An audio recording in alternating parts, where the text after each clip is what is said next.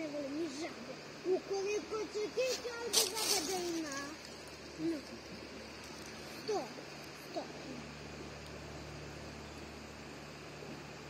Naše nisu izrasle noge i ruke, jel?